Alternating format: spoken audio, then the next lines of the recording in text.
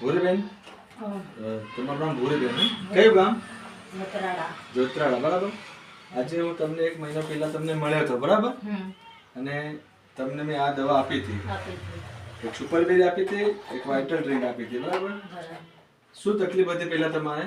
ચક્કર આવી જાતેલું ને કઈક માથું ઉતરતેલું ને તાવ જોગરેતેલું, કઈ હજુ પાછી પડી હજુ જાતેલી, કઈ હજુ ખાવાનું બી નહીં ભાવતેલું. હા, ખાવાનું બી મતલબ અસલ ભાવે અને પડી બી નહીં કોઈ દે ને, ચક્કર બી નહીં આવ્યું, તાવ બી નહીં આવ્યું, માથું બી નહીં સડ્યું, કઈ નહીં. બીજું હાથ પગ બી હા કઈ નહીં દુખી. એટલે દુખતેલા ગોઠણમાં દુખતેલા થી બી હાવ કમ થઈ ગયા, થી બી કઈ નહીં. પીવે જબર દવા લેતેલી, 2 વર્ષ થઈ ગયા. પણ પહેલા 2 વર્ષ પહેલા દવા ખાધેલી તમે? બીજી દવા, દવાખાની દવા, બીજી પણ દવા ખાધેલી એટલે, બરાબર?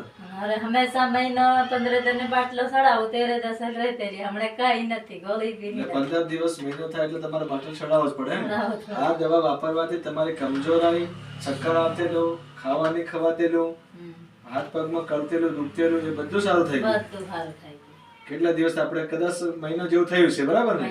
હમણાં ખેતરમાં બધું કામ આરામથી કરી શકો કે? આરામથી કરી રહી. હા, બરાબર. તો કહેવાનો મતલબ કે આ દવા તમારા માટે સારું છે. બીજું કે આયુર્વેદિક છે, કોઈ નુકસાન નડતર પણ કરતું નથી. અને બીજું કે આ દવા તમને સારું લાગ્યું તો તમે બીજા લોકોને વાત કરો તો કરી શકાય કે નહીં? કરી શકે. જે આપણા પરિવારમાં આવા બીમાર લોકો હોય, કાયમ દવા ખાતા હોય તો બરાબર.